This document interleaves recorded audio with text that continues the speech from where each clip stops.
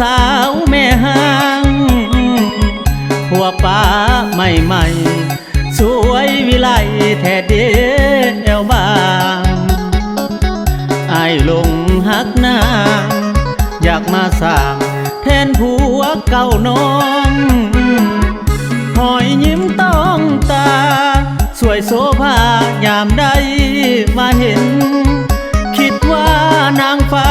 กลางเว้นอยากมาเป็นผัวเนื้อทองสาวแม่ห้างใหม่โดนใจอ้ายคักแท่น้องมีแล้วบ่นอคนจองเนื้อทองตอบอ้ายแน่นา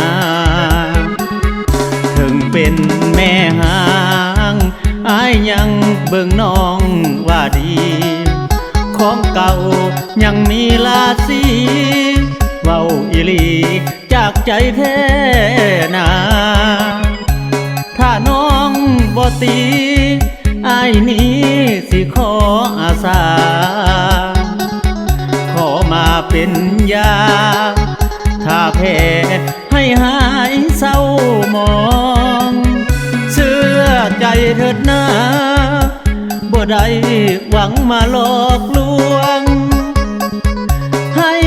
เจ็บซ้ำสวงคือกับผัวเก่าน้องหักเจ้าอีหลีหวังเข้าพิธีแต่งดองสิเหตุตามเหตุตามของถ้าหากว่าน้องตกลงปงใจ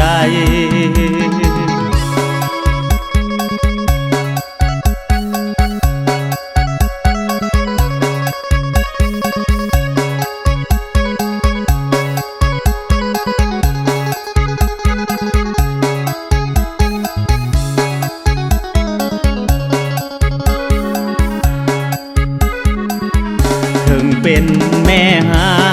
งอ้ายยังเบิ่งน้องว่าดีของเก่ายังมีลาสีเว้าอีหลีจากใจแท้นาถ้าน้องบ่ตีอ้ายนี้สิขออาสาขอมาเป็นยาถ้าแพ้ให้หายเศร้ามองเชื่อใจเถิดนะบ่ได้หวังมาหลอกลวงให้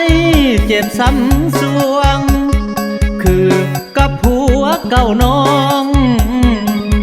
หักเจ้าอีหลีหวังเข้าพิธีแต่งดองสิเหตุตามเหตุตามของถ้าหากว่าน้องตกลงปง